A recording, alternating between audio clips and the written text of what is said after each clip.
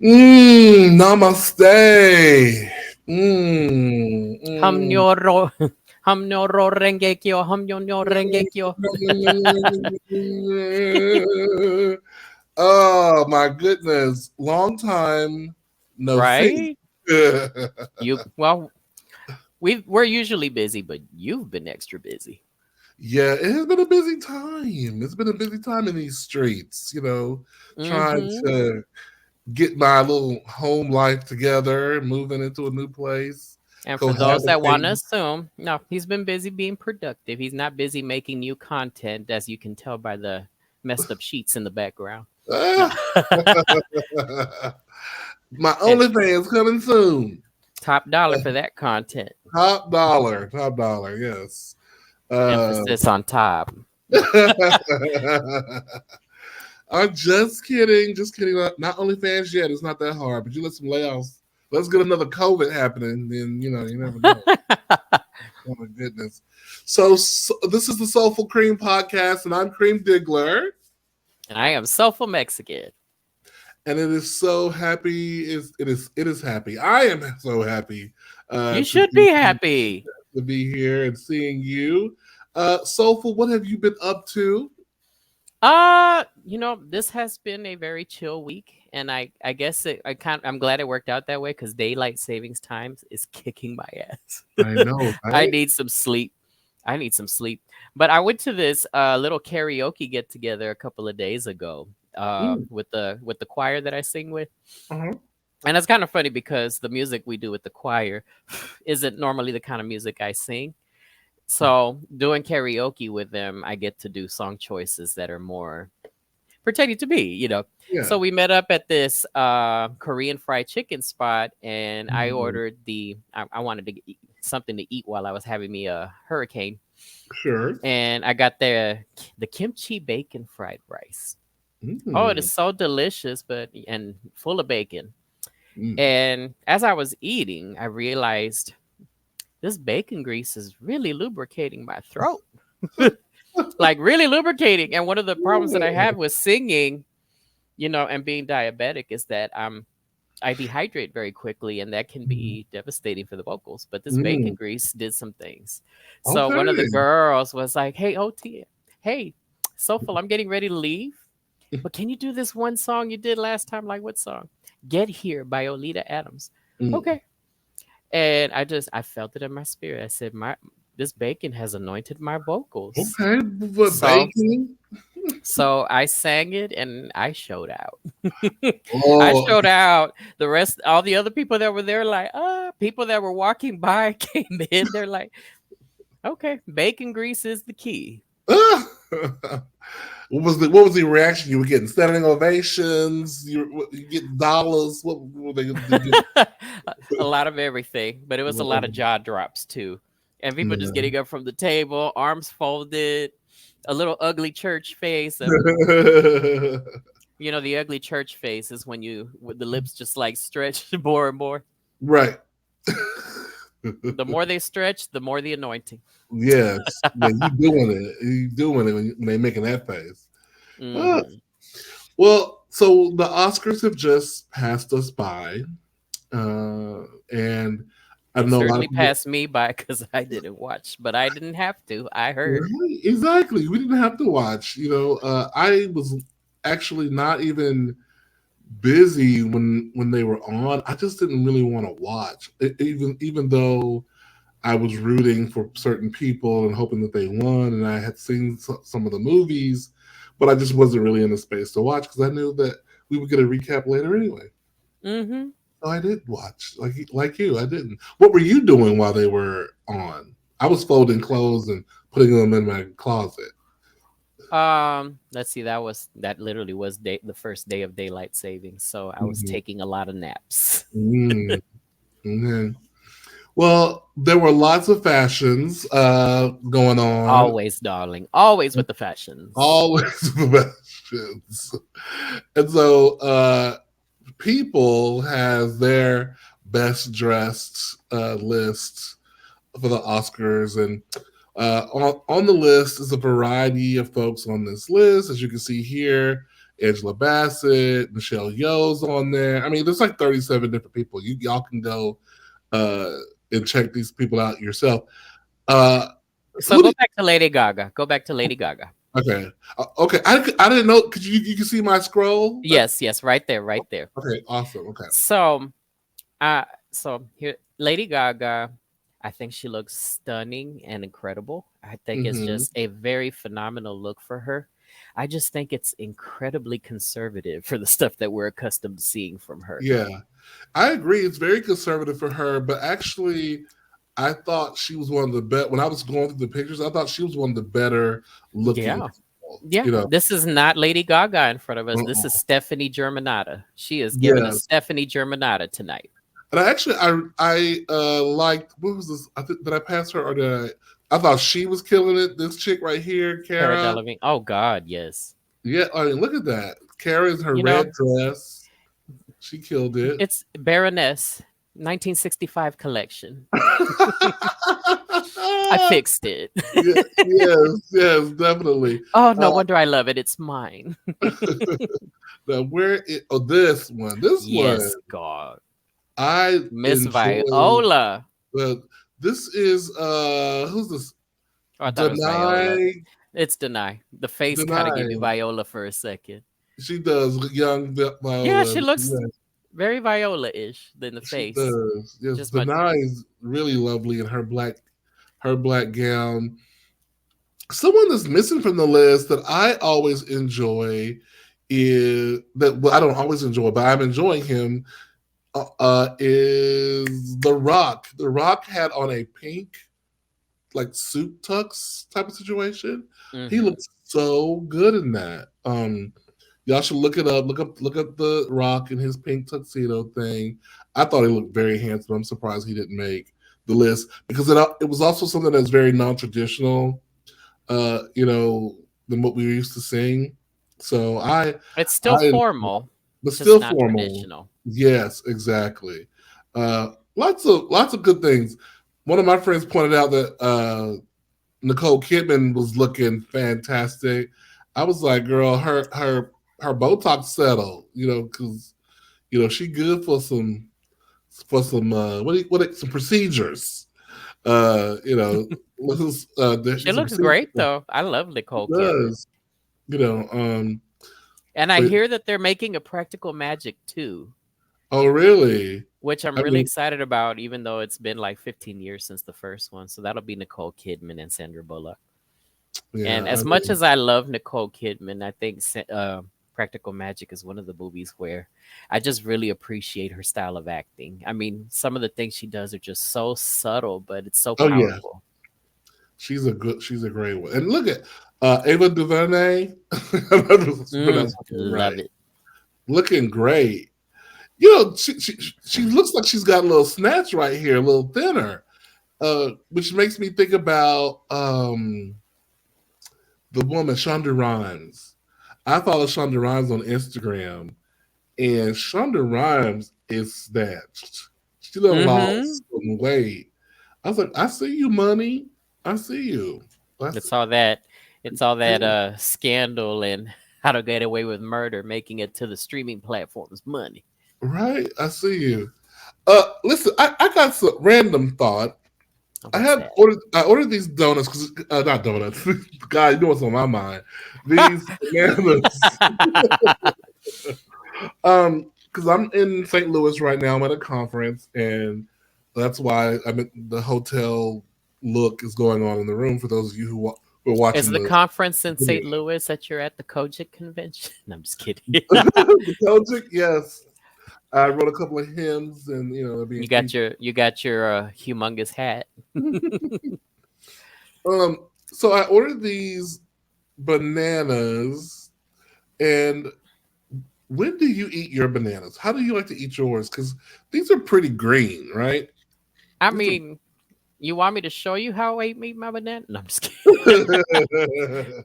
Put on a show. No, actually, I got um, my okay right there, but maybe a day or two from there. I like my mhm, bananas pretty, still kind of fresh me because too. the more the banana ripens, the heavier the sugar concentration is. Oh, okay, okay. Which, again, for That's me, why with the dark bananas are so good in banana bread. them sugars, And yeah, sugars, that makes sense. Yeah, yeah. So right now, where they're at, they're edible. They're just not as sweet. But gotcha. if you're somebody that's trying to watch your sugar content, you're still going to get the benefits of the banana's energy source. You're just not going to get all Mhm. the sugar. I don't like a brown banana. I definitely prefer it still firm, but I don't like it so green where it tastes a little bitter in your mouth. You know what I mean? Hmm. Yeah, I don't like that. Let's Yeah. just sit Once here it and gets, I think banana. once I start seeing the dark spots on banana peel, and I imagine that I'm going to peel it, and I'm going to see that one gooey area, that's what's going to vex me. I'm going to Yeah, eat then I'm around it. pretty much done with her at that point.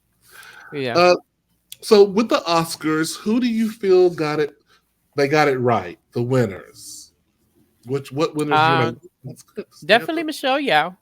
Mm-hmm. Mm-hmm. Definitely Michelle Yao was very much overdue. Her. What did you think about her speech? Did you watch her speech on YouTube? I missed it. I went and found it on YouTube. It was good. I like what she said in terms of this is for all the little girls that look like me. Although I did notice she said the same thing in her SAG speech. So it didn't feel quite as authentic when I saw that. Hmm. Um, and I did enjoy. I'm all about less than what you say, but how you make me feel, how I see you feel the moment. You know what I mean? And I Hmm. could tell she was very moved, and she was very, she was clearly very touched by the win, and so I was happy to see Yes. that. Yeah, you I know. guess let me ask you this. And you could ask, you could turn around and ask me from, a similar perspective, you having the theater background you have and me having the musical background. But when you got into theater, what was your primary goal for theater? Did I you think do it because you were like, I'm going to get an Oscar someday? no, I don't think that doesn't even come to. I don't think that comes to most people's mind. I think what came to my mind was just that I found something that I'm good at that I can do. Like this can be my job. This I can work in this field and be Hmm. happy. I don't have to just punch in numbers and just do what I'm supposed to do. Yes. This is about I found something I can do and have happiness and joy. I think Agreed. it starts there. It definitely starts Agreed. there. Hmm. Yeah, and that's what makes that's what's everything you said verbatim is why I'm into music the way I am, because it's something that I have a natural aptitude for, something I'm good at, and something I'm passionate about. If I Hmm. never win a Grammy or an American Music Award, it's not going to change the fact that I love what I do. Yeah. Yes, it's a very competitive field. Both fields are very competitive. And then once you get at that echelon of acting or music, Yeah. once you start throwing in the politics and, the racial aspects, it can be very difficult for people like us to achieve some of those things that might come easier for other demographics. But at the Hmm. end of the day, I feel like the initial reward is that we get to do something that we discovered we were great at and that we really, really enjoy doing. Yeah. Totally, and completely. I think, of course, as you go, if you get fortunate to be someone like Angela Bassett, right, and Hmm. that's definitely something I think they got wrong. If you're fortunate to be like her, where you have this long career and you're working in the business, I mean, you do want to be recognized though for your good work. It's like at your job when they say you're the employee of the month or top salesperson. You know what I mean? It's like you do want those little kind of little Acknowledgments, acknowledgments, right? accolades. And then, of course, if you have a whole team of people around you going, you deserve it. You should, you deserve that, or you see your friends getting those different kind of awards. I'm sure a part of you wants to be a part of that, right? Yeah. And so, what do you think about Angela's lack of reaction to not winning? Uh, Uh, I would imagine that, you know, if I was my reaction, I would react the same way if I was disappointed that I got snubbed. Right. in this, you know. And I think most people would agree. I mean, I'm not Angela, so I can't speak for her, but my interpretation of her reaction would be is that I'm not that I wasn't pleased with the decision. Because some people were like, oh, she should have at least clapped when everybody was clapping. I was like, no. Everyone's a critic. That's a natural, honest reaction. She's gonna try to Yeah, be cute about it. right. She didn't get up and slap nobody. She just Oop. stayed in her And we chair. know that, and we know that happens at the We know Oscars. that happens.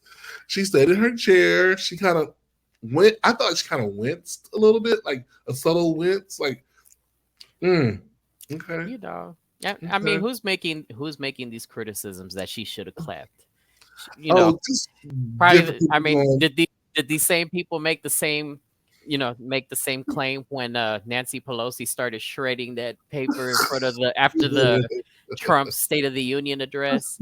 I mean, if them folk can have an honest reaction like that, why can't Angela have an honest reaction? Right. It was Well, still a classy reaction. yeah, I agree. I think it was a class reaction. And then I thought it was very endearing when Jonathan Majors and Michael B. Jordan came out and they were Love like, that. hey, Auntie, Auntie, we love you. love you. Like, I, that was that so that cute. needs to be on a T-shirt. Yeah, right. But speaking of the whole Auntie thing, the Ava DuVernay posted, just for the record, you may call me whatever. Hey, sis. Hello, girl. Depending on relationship. Uh, Mrs. DuVernay, Mrs. DuVernay, whatever. She didn't say don't call me auntie, but then the article I was reading was about how all these black women are like they don't want to be called auntie because they feel like that makes you trying to say they're old. Like people like Oprah and Gail were saying don't call them auntie, and honey, they are aunties. But they're like, don't call me auntie. Of course, we are in an age where you got to call people what they want to be called. You And can't. that's fine as long as Yeah, they express it, but I think as a yeah, case by case basis, I don't think it's a blanket offense. right. Yeah, I think when you call somebody, especially in our communities, you have the play brothers, the play this and that. And exactly, I think, exactly, associating somebody with as your auntie that's not a biological aunt. It's just a way of you expressing what they mean to you. hmm You're not my aunt, you're not my mother, but you're somebody that I reverence in that caliber, not because of age, but because of the wisdom that you bring in my life, because of the attributes and achievements that you exhibit that I admire. exactly. Yeah, Mhm. I love how you put that. That was just it's definitely a term of endearment or whatever you want to say. Yeah. Now, if you don't like it, just let me know. I won't call you that. But I'm still going to Right. love you and respect you and admire you for the person that Mhm, you are. right. Now I want to play something for a moment that I think was um, a special moment. Let me see if I can get her up here. I'm really on this share screen thing. Like, I mean, I am doing it. Here we go.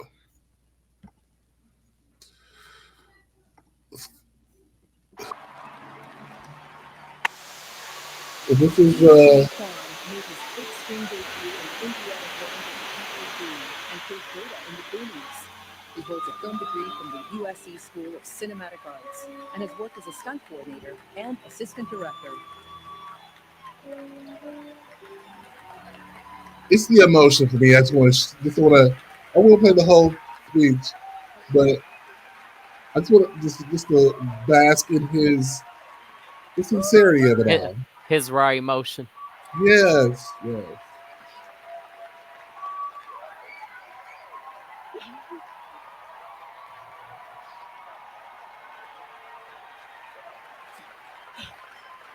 He's going to make everybody else cry. I know, right? Thank you. My mom is 84 years old and she's at home watching. Oh, Mom, I just won an Oscar.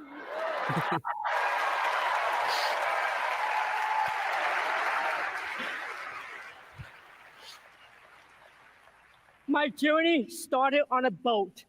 I spent a year in a refugee camp, and somehow I ended up here on Hollywood's biggest stage. They say stories like this only happen in the movies. I cannot believe it's happening to me. This is the American dream.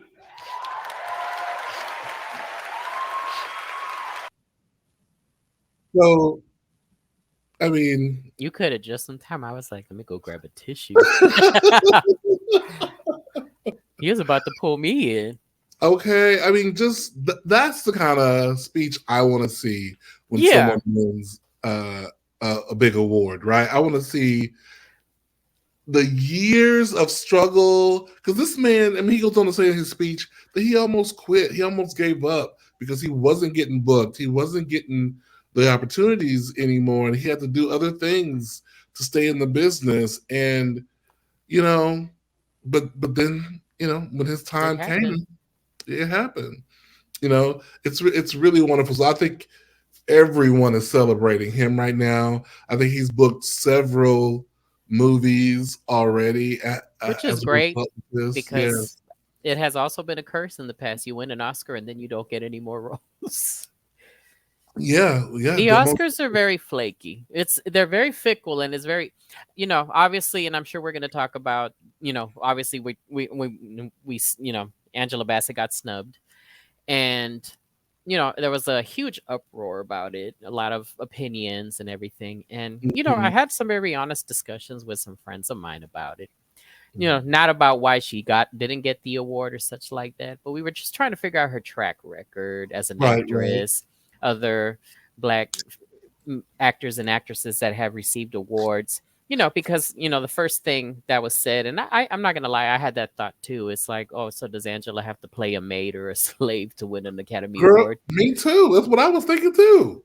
Yeah, but then you think about Halle Berry winning Monsters Ball. The one for Monsters Ball, Denzel, Sidney Poitier, you know, Jennifer Hudson, and and I'll get to Jennifer Hudson in a second. But I had a moment where I was like, you know, Angela Bassett undoubtedly has a phenomenal track record, some incredible roles. She has truly, painted, you know, an just painted a tremendous pathway in cinematic history for the community.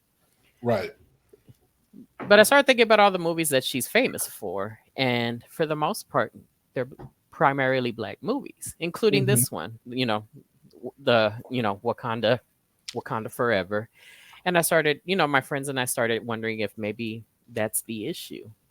But then that got debunked because I was like, Jennifer Hudson, in her first acting opportunity, got an Academy Award for playing Effie White in Dreamgirls, which is Right. predominantly black movie. So Yeah. it's very difficult to determine. Well, the thing about it is though, um, Halle Berry won for playing a woman who got fucked like an animal by a white dude. We said that too. She was illiterate, or she was definitely of a lower class. Hmm. Um, you know, it's very interesting. Denzel Washington couldn't win for playing the brilliance of Malcolm X. He wins for playing a criminal. You know, a bad Training Day. cop. So it's like, yeah, it's like, do what stereotype do you want her to play into to get this award? Does she have to play an abusive mother like Monique, to get the award? You know, Hmm. or Monique and Precious. Yeah. So, I don't know. And Yeah. yeah, because then we started comparing that, with Brendan Fraser Mhm. and Jamie Lee Curtis, who both won Academy Awards this year. And it was like they had to wear fat suits. Like, it just seems like you have to be the worst version of yourself to win such an award. Well, Brendan, they love, people love a I gain weight story, or you wearing prosthetics, and they love that kind of stuff for the transformation. Although the article that I was reading I read this article was talking about how Michelle Yeoh, Michelle Yeoh is not trained in martial arts. She's a trained ballet dancer though, and so Mm. she's basically used the one two threes to be a martial artist by movie standards, which is amazing. Uh, and someone was saying, how when you know people who tend to have made their living doing stunts and fights tend to get marginalized in the movie industry if they are people of color. If they are white people like Tom Cruise, they still get to play in all the different genres, and like he can go from Mission Impossible to Born on the 4th of July, Just a different range. just a different range. Whereas you tend to get pigeonholed if like if you're a person of color, it happens very easily in that Yeah, way. that was one of the complaints George Takei had Mm, from Star Trek. It's I'm like, he sure. was phenomenal as Zulu, but then, Mhm. nope, he really couldn't land much anything else after that. I think George Takei's problem is, to me, Oh his voice is so my. unique, right? His voice is so unique that when you hear it, you think of that character. So man, I think he probably needs to get, like, what's that man who played um, Luke Skywalker? What's the guy's Mark name? Hamill. Mark Hamill is a fantastic voice actor, right? Oh God, I was really Right. blown away with how many voice acting jobs he's had over the years. He needs some Mark Hamill skills, to when you have such a distinctive voice like that. It's like You when know what? Oprah. Yeah, go ahead. Aside from Mark Hamill, another voice actor who is extremely successful, even though we don't really see his face often. He's very handsome too. Kevin Michael Richardson. Oh, really? Kevin Michael Richardson, and he's got an incredibly very deep, rich Now voice. But remind me, where do we know Kevin Michael Richardson from? What did he do? um, if we go by voice work, I mean, as an actual actor, he was in a show back in the '90s, and I can't remember the title, but he did have a little sitcom for a little while. Okay. But everything he's done is pretty much voice acting. He's been in Samurai Jack. He's done voices, and voices out of the range of what he normally speaks in. He's Okay. played villains on the Batman cartoons. He's really done a lot. Okay. And I probably should have given you a refresher about him. But if you see him, you'll be like, I know him. And when you hear his voice, the stuff he's done, you're like, oh my God, yeah. Yeah, he's got like over 200 things that he's done voices Oh, for. wow. And so has Mark Hamill. Oh, well. But yeah, you're absolutely right. George Takei is a very intriguing actor, but yeah, we kind of know him for the oh Oh, my, yeah. Whoa. oh, slowly. You know, although Maybe he should do a book on tape. he would do great, like great books on tape. Yeah. Yeah, definitely. I can see him doing voice overing commercials the way James Earl Jones, did. I think that would be really cool for him too. Hmm. One more. Anyone else? Well, some people are saying that Jamie Lee Curtis, her part was not as demanding as Stephanie. I'm going to pronounce her last name wrong, probably. Husu or Sue, uh, who also got nominated because Stephanie played. Did you see? Have you seen that movie? Everywhere, all at I've once. started it. I've probably seen about 60% of it. I haven't finished it. It's So it's Stephanie, great, but it's a right? lot. It It's a lot. literally is everything all at once. Stephanie, who plays the daughter, has a definitely much more, in my opinion, demanding part. And so some people are going, well, why didn't Stephanie win as opposed to uh, Jamie Lee Curtis. Jamie Lee? And maybe Jamie Lee just won because she's been in the game for a while and she's Hollywood royalty, and it was just people felt it was her time to be, dinged. And maybe when the next time Angela Bassett gets nominated, she'll be nominated for something and she'll win when she didn't deserve to win, which is what always happens to us. Like, we don't win except for this case for Michelle, she did deserve it. But usually, people who've been overlooked and snubbed end up winning the years that it's like they probably could have lost this year, but it's almost like they make up for either just because they're being rewarded for their longevity or for all the times they've been snubbed, and so I don't know. I feel like there is an Oscar win for Angela in the future because she's just too good. Probably Yeah. some writer, Otherwise, we're just gonna have to get together and do a lifetime achievement award. right? And which sucks. Which totally sucks. That you're like, we're sorry we couldn't get it together for you after all these years. So No, they couldn't get it together for you, but we did. We the people. we the people did. Because Yeah, what? Because what? Hey, Auntie, we love you. we love you. Yes, we love you, Auntie. Okay, so enough about them Oscars and their bullshit. Uh, so let's take a look at this little ditty that is coming out soon. Here, where is it here? Uh, we're going to talk about this new show called Click Boys that's coming out.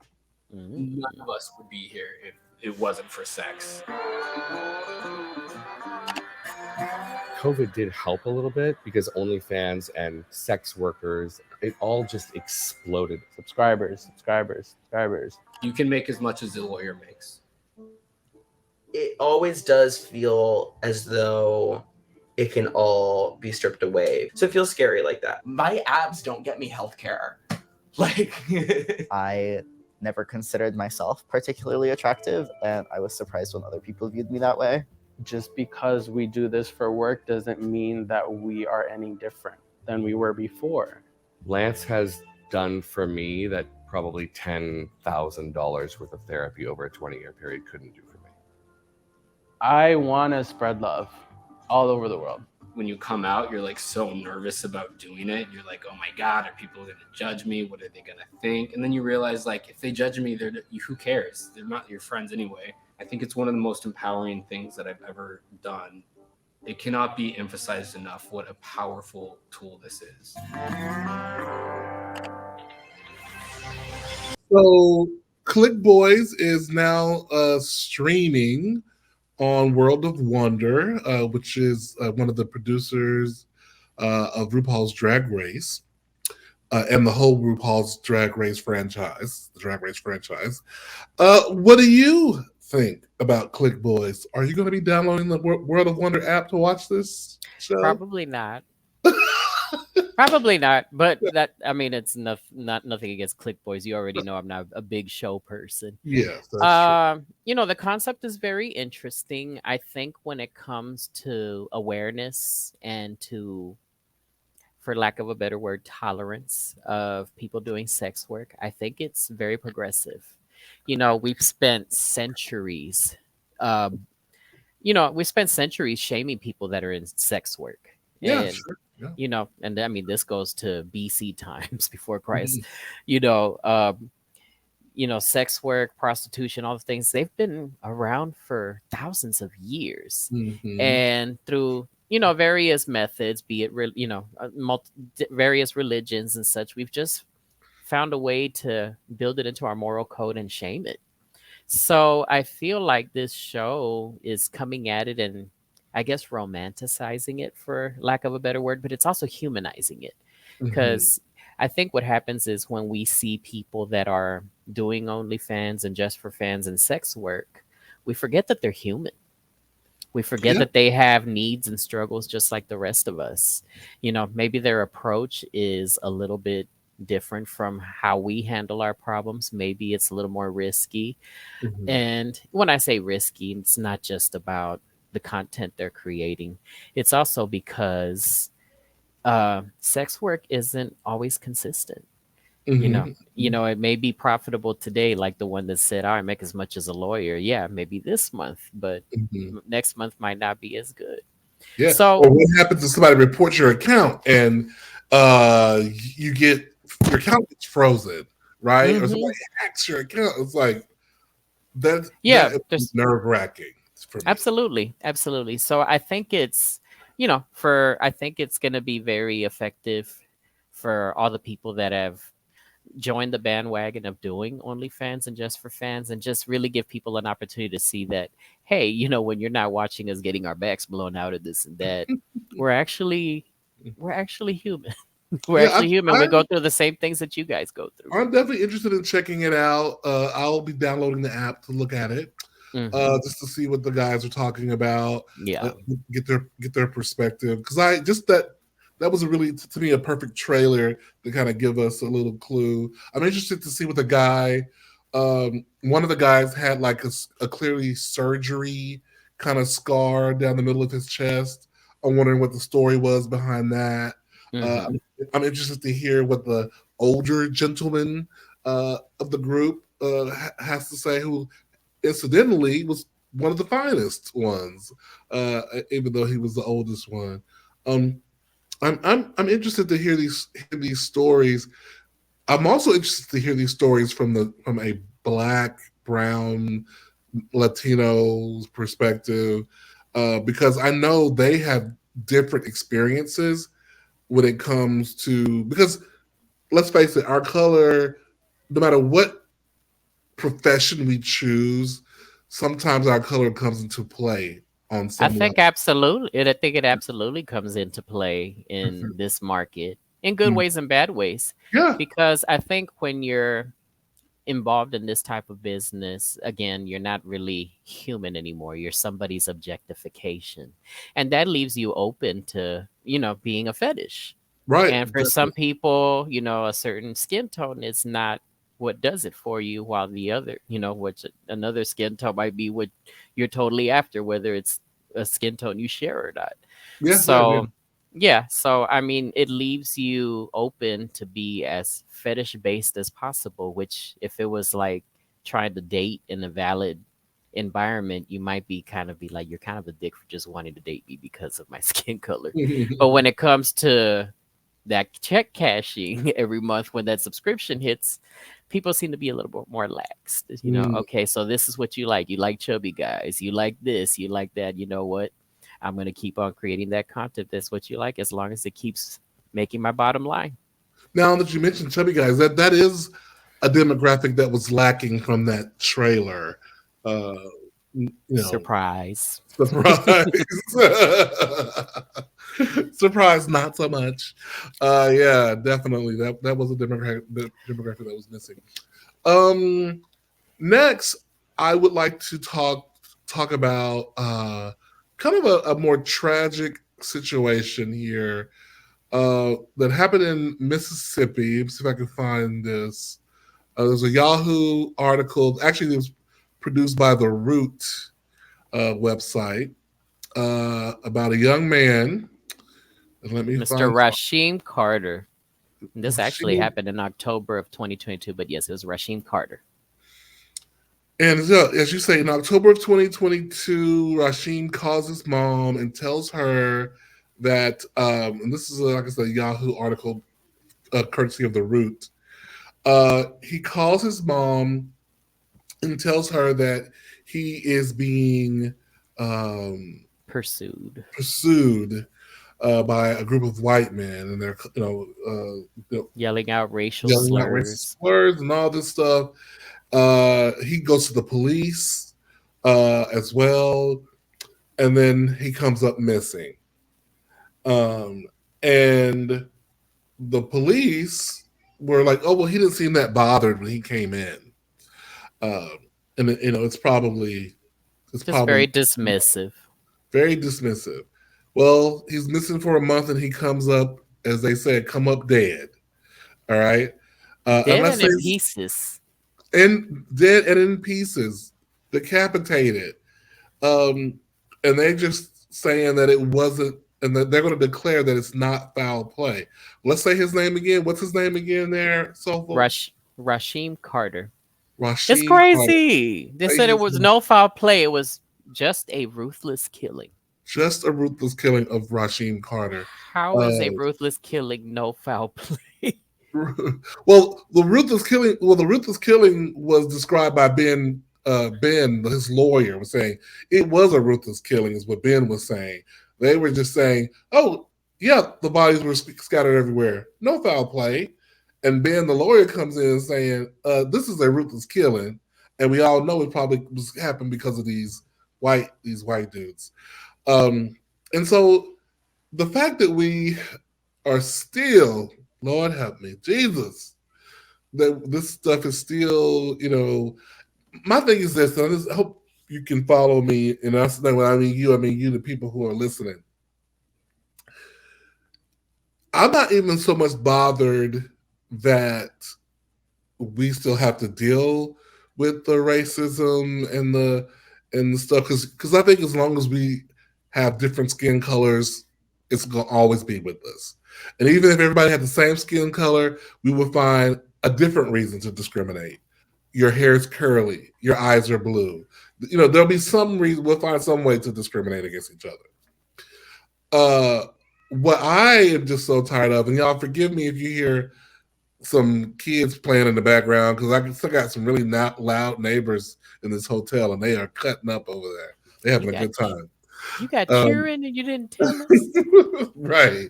I don't have some kids last time I saw y'all. No. But no. But what is sad is that the law, that the system That's just supposed to remains. protect us. It's supposed to protect us. Just does not. It just does not, or it does so inconsistently that we have to live in a place of, most of us live in a place of great distrust with law enforcement because all it takes, even if 7 out of 10 times they do right, those three times are very impactful that they don't.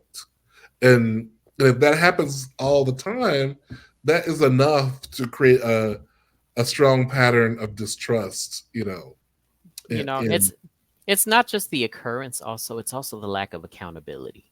yes. They go out of their way and make these horrible judgments, these incidents, and they just don't take any accountability for it. Hmm. They, working to protect their own and all that when it's clear. And that's what makes it even worse in this day and age. In the day and age of everybody having a cell phone, everybody having a camera, being able to go live, is that the proof is right in front of your face, and you're still choosing not to hold yourself accountable. Yes, totally. Well, in other white folks cutting up news, uh, you remember our old friend Rachel? What was her name? Oh, Dollar- Rachel Dolezal, Rachel the Dolezal. I think she was over the NAACP chapter in the Northwest, I believe. Yes, remind the people. Remind the people. Uh, So yeah, Rachel Dolezal was a white woman that had achieved this very, very high position in a largely black organization. And once it was discovered that she was white, she went on record to try to state that she doesn't identify as white. So right. Rachel was trying to be Rochelle. And then Well, another fun fact, which actually brings it full circle with our other topics, is that she actually went on and created an OnlyFans herself. because she couldn't get no work. So a diversity activist who claimed to be Latino, Arab, South Asian was outed by her white mother. Her mama like, I don't know why Joanne is out here in these streets, bless you, talking about that she is all these races. She is white. In her mother's word, she is white as the driven snow.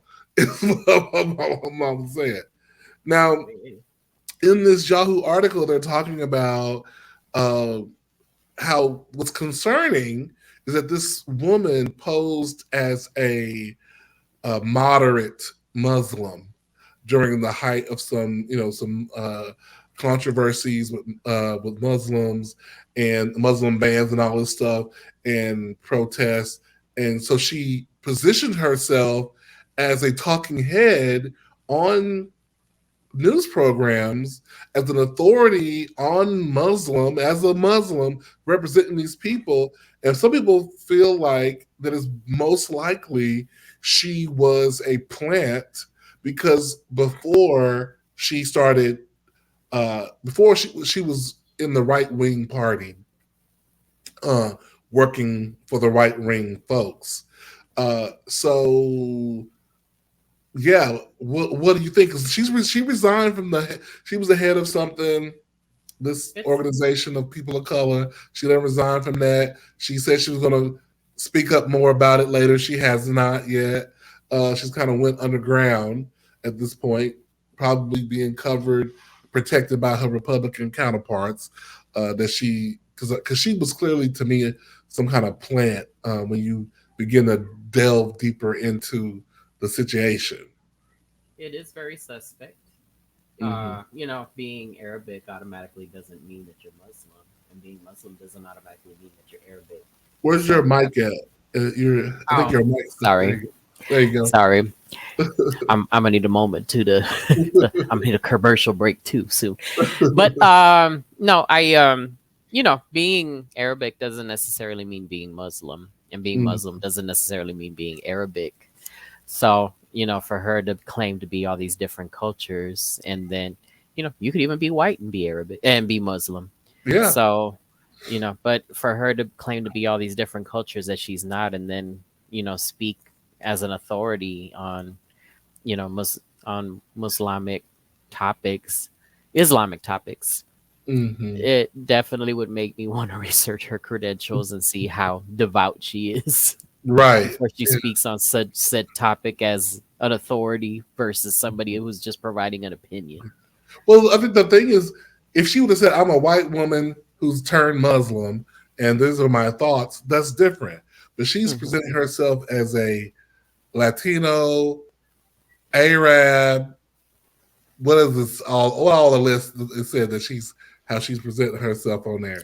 She's Arab, South Asian. Those Latino, Arab, South Asian. She couldn't just say I'm one, or even two. She had to say she was three Yeah. for good measure, so the child would know for a fact she was with the culture. Well, we have our lovely candidate in the New York, Long Island area who also made a bunch of proclamations that he's not who he says he is, that he's all these things that he's not, and he Mhm. got voted into office. So that's if that's starting I to know. become a consistent. Looks like it's starting to become a strategy for the right wing party if that's what You they're know, doing. but I bet it happens a lot. Has happened a lot. Uh, People are just now getting called out about that kind of stuff more because I'm thinking about good old imitation of life. When people, I'm sure people pass for a variety of things that they think they can pass for. If people pass for straight, uh, you know, if they think it's going to benefit them. Do you think Passing for anybody straight, ever? passing for straight. What's that like? Do you think anybody ever pretends to be gay that it's going to benefit them? Like, Maybe in Hollywood. maybe in Hollywood, yeah, yeah, Yeah, maybe I in the mean, theater, you know, yeah. you've known me a long time. You knew when I had the long hair, and when I Hmm. had the long curly hair, it kind of made me a little bit more racially ambiguous. Hmm. And a lot of people would, oh, you got to be this, you got to be that, and I was flattered, but I corrected them. I'm not going to be, you know, I just didn't want to come out here and falsely present as a culture that I'm not, Right. Yeah, for real. It's no offense. I just wanted to do, you know, I just didn't want to do a disjustice to the culture that they were mistaking me for, hmm hmm an injustice. Well, I tell you what's on my mind right now is door dashing some candy. I don't know why I got some chocolate on my brain right now, but not that I need it, but that's what's on my brain. Or whatever Natalie Cole said, I've got on my mind. Right? Okay. All right. So we got one more topic to talk about, and then we're gonna be done for the day. I really want to talk about um, Chris Rock's comedy special, Selective Outrage, and not the whole special, but more so the topic, the premise of the special, which is that people tend to only get mad about the shit they want to get mad about. It's like cherry picking from the Bible. It's that kind of thing.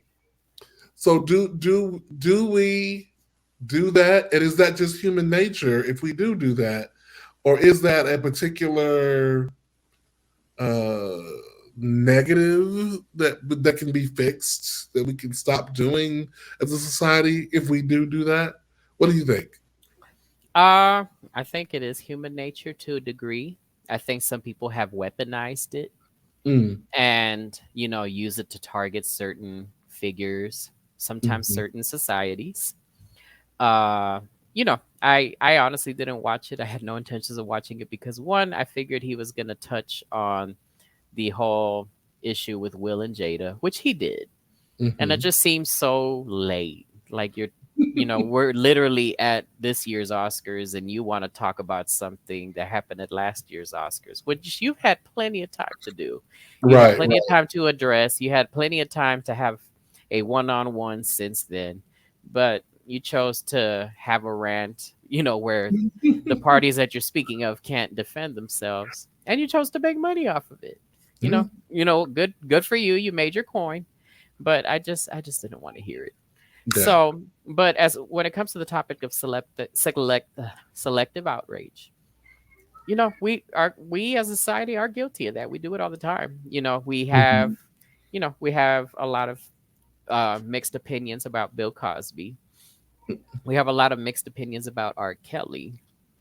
And, one of the ones that just really baffles me is we have a lot of people that still want to cancel Chris Brown for what happened with him and Rihanna like 10 years ago. But Mhm. then they're crazy about Krishan and her boyfriend constantly fighting and beating each other's ass on Right. reality TV. It's like, make it make sense. Yeah. It is interesting. I do feel like it is. I agree with you. It is to a degree human nature. It's also to me about the proximity. You know, of it.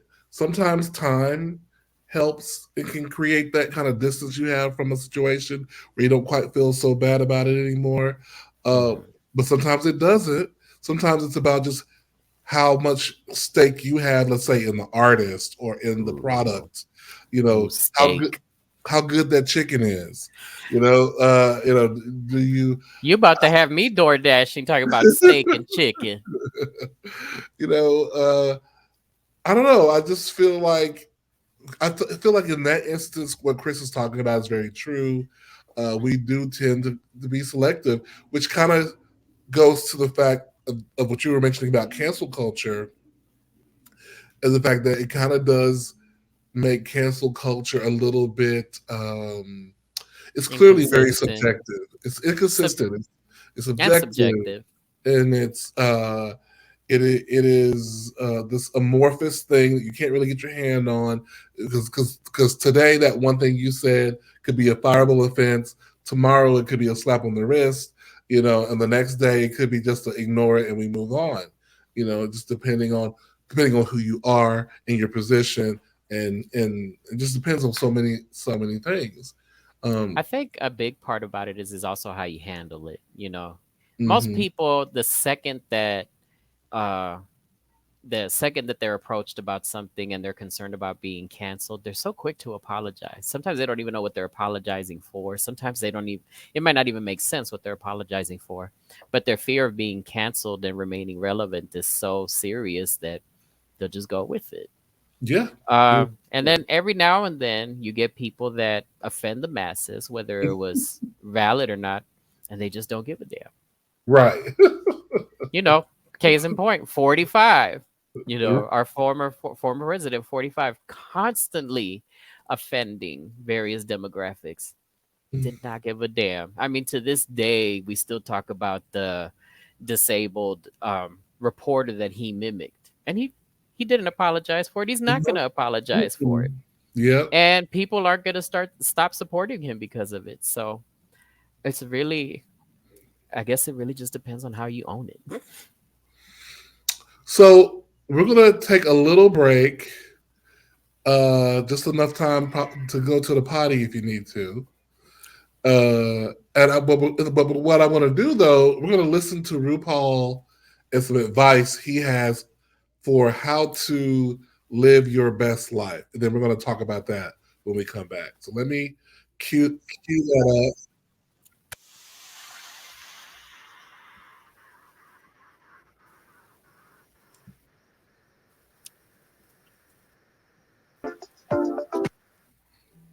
being vulnerable is power. Raise the Baptist. Doesn't make sense here. It doesn't. This wants it to make sense. It doesn't make sense here. It makes sense here.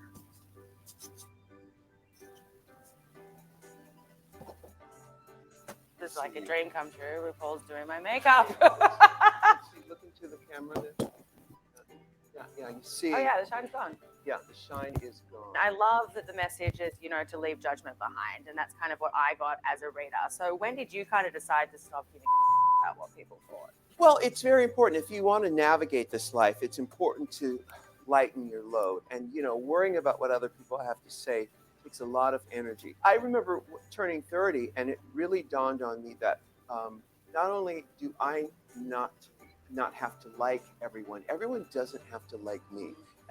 And being fine with that is such a revelation. It is such a revelation. What's funny about this book, I didn't come up with anything. On my own, I didn't come up with anything. I've just collected things throughout the years. All of these little nuggets or touchstones really help us in daily life. That's why Guru is meant to be taken with you wherever you go, because it's a nice size. And it's just there to remind you of what you're here to do and who you really are. We do see so many of your own personas. There's RuPaul the author, there's RuPaul the TV personality, RuPaul in drag. But who is RuPaul when you put on your sweats, makeup's gone, camera's gone? Who is that guy? I am an observer. I feel like an alien who fell to this planet. And I remember as a kid, never fitting in, but thinking, okay, I want to fit in. I'm going to figure this thing out. And I looked at society and I looked at how people behaved, and I thought, okay, I can try that. But the further I looked at it, the more I realized, I want no part of that. Stay an outsider. Keep fresh eyes as an observer, and be in a constant state of wonder of it all, and of how incredible it is. But there's the other side of that too, and this is true for all sweet, sensitive souls or people who are awake. Is that there's the darkness too, and I acknowledge the darkness, but it's about having an even playing field. All right. So he started off talking about staying vulnerable, and ended up talking about being an outsider. That really resonated with me, this idea of staying vulnerable, because I believe that as we get older, we tend to get further and further away from vulnerability, right? Because to be vulnerable means when you're vulnerable, you're open, you take risks, you try new things, but with that comes the opportunity to fail, right? And and as we get older, it's like we talk about, the older you get, you don't climb up on certain high things, because when the bone breaks when you're older, it costs a little bit more. Takes a little longer to heal. It takes a little bit longer to heal. But mentally, though, I think there's something to be said about staying in a place where you're willing to take risks, and not, and the outsider part about not trying to fit in. I mean, if you happen to fit in here and there, good, great, whatever. But if you don't, so be it, and not making fitting in your mission. I think that's really, really important. What do you think about that? I think as we get older, sometimes we mistake becoming wiser with being overprotective. And we think that by blocking our vulnerability and making ourselves less accessible, we're being wiser because we're putting ourselves in a position where we don't get hurt.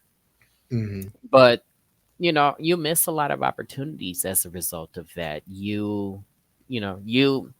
Yes, there are people out there that are trash. There are people that will hurt you, but there's some amazing people out there too. And if you don't give that access, you know, you're going to miss out on those opportunities. And there's people out there that are waiting on you. There's people out there that are waiting to be inspired by you, to be healed by you when they hear your story and such like that. And when you shut yourself out from the rest of the world, you deny other people the opportunity that, you know, that breakthrough that could have come from you. I know it sounds kind of churchy, but No, that that's just sounds how. beautiful. That sounds beautiful. I love it. Amen. Amen. Let the church say. You know, Yes. it reminded me of a dating situation that I had a couple of years ago, because it was like I didn't know where it was going to go. You know, I wasn't really even trying to figure out where it was going to go. I was excited to meet somebody new. It wasn't anybody that I met on the apps. It was just somebody that I kind of got connected with in this choir that I was in. Mhm. And you know, I didn't even know if he was feeling me like that, but I was kind of doing the subtle flirting thing, and I was getting you know, he was being receptive, and I said, you know what, I'm gonna run with this. I'll see where it leads. Maybe we'll just be friends. Maybe it'll be more. You know, obviously the opportunity of it not going anywhere existed. The opportunity of being hurt existed, but I was enjoying the ride. I was not just, no pun intended, but I was enjoying the ride of getting to know somebody, giving the opportunity to let them get to know me, and just seeing what we build from there. But aside from that, I was also excited with the feelings that I was experiencing. You know, Mhm. all those, you know, high school girl feelings, like the crushes that, like, oh my God, he touched my hand. Oh my God, you know, I'm holding my composure on the Yes. outside, but on the inside, it's like, oh my God, he's looking at me. Oh my God, he's like, you know, all that stuff, even though my face is, Aw. even though I'm poker face. And it was just objectively, you know, and hearing RuPaul say that, it's like I'm an observer, I'm watching. I felt like I was a person observing myself. Like, Mm.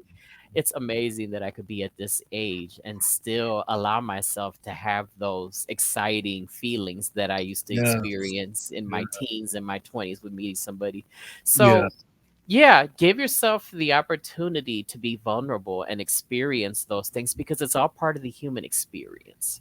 Totally. Totally. Um, And and it makes for great stories. and it makes for great stories, great podcast stories. So soulful. I want to end this episode with a gratitude today. Can you tell me two things you are really grateful for right now in your life right now? Yeah, two things you're really grateful for right now. And we can go interchange. I'll start since I sprang the question on you. I think the first thing that I'm most grateful for right now is is my family, particularly. I've been usually my family and I do not do a lot of talking. We're not a call every day kind of family. But but here recently, there's been some different things that have come up. We've been talking about me moving in the house. We've been talking about some other people has some more serious things going on, and then just some mundane conversations too. And I feel like the older we get, I really am kind of I'm liking them more, and I think we're understanding each other more. I think there's a lot more grace we're all giving each other, and so I'm just really grateful for my family today. Hmm. That's one of the things. What's one of the That's a things? great thing. That's a Thank great you, thing. thank you. What's one of yours? So actually, not more than an hour and a half ago, and actually, the second will probably be within that timeline too.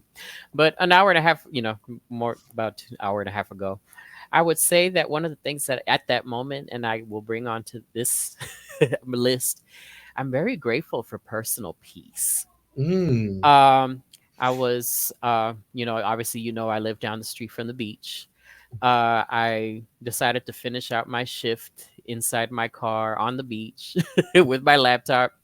And as soon as I clocked out, I just rolled my seat back, stared into the ceiling. I have the moon roof in my Yeah. truck, and just kind of laid there. It's spring break, but it was high tide, so there really weren't that many people on the beach, and it's really windy because it's 50 degrees out.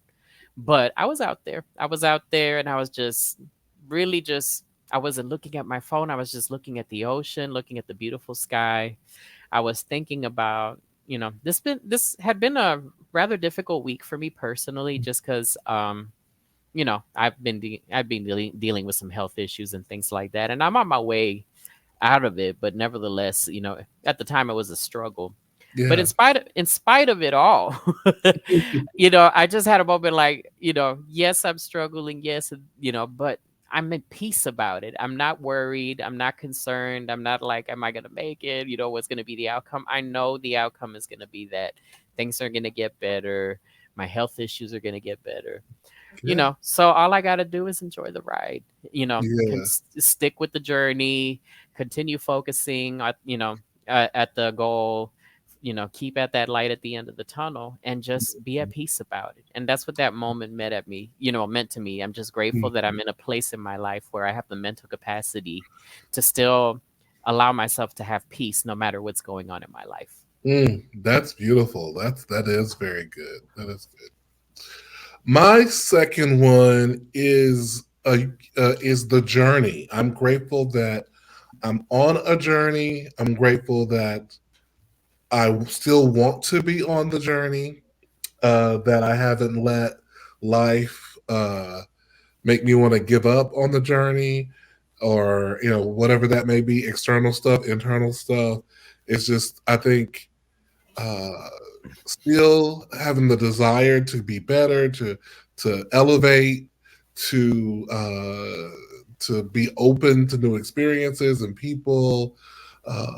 For me, just the willingness to even chat up a Uber driver is me still being on the journey. You know what I mean?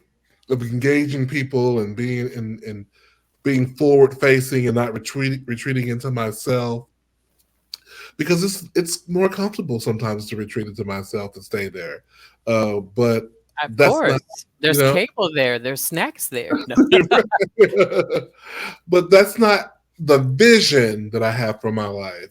I Mm. want my life to be a little outward facing. So I'm grateful for the journey that I'm on, and realizing the vision that I have for my life. Ooh, Yeah. you trying to take us to church today. Got me want to sing a song for you. I got a song for you for that testimony right there. There will be mountains that I will have to climb, Mm, and there will be battles mm, that I will have to fight. But mm. victory or defeat, it's up to me to decide. But how can I expect to win if I never try? I just can't give up now. I've come too far from where I've started from. Oh, Nobody told me the road would be easy, and I I don't don't believe believe you he's brought brought me me. this far to leave me. And somebody pass around the offering plate. Come on now. Come on and give to your heart's content. Amen. I see bacon grease is still working. Okay, thank you, Grace. Beautiful. Beautiful, soulful. What's your number two?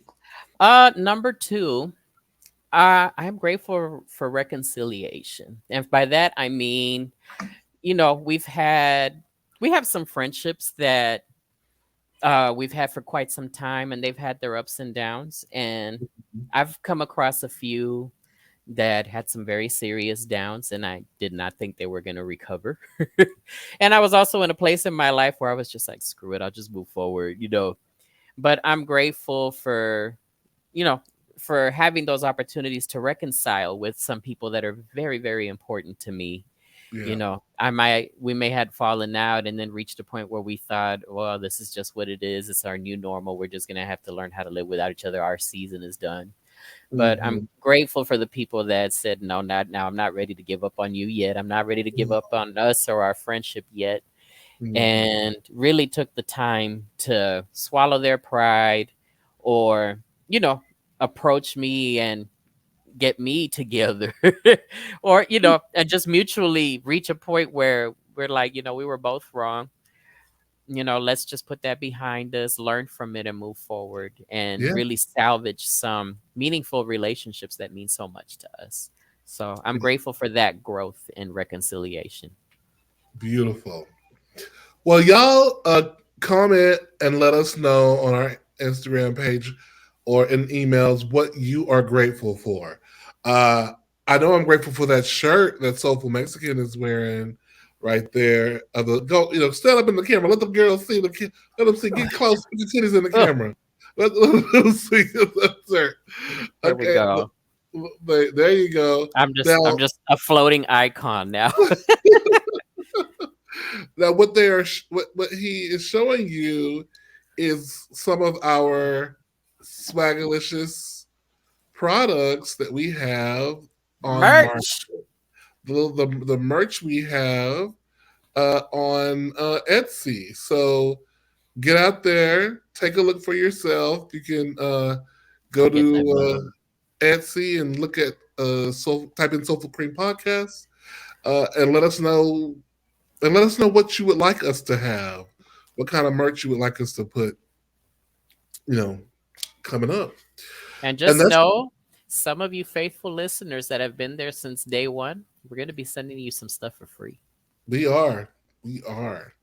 So this is it. This is the end of our episode today.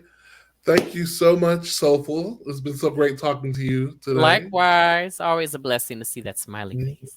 Mm. This has been the Soulful Cream Podcast. I am Cream Diggler. And I am Soulful Mexican.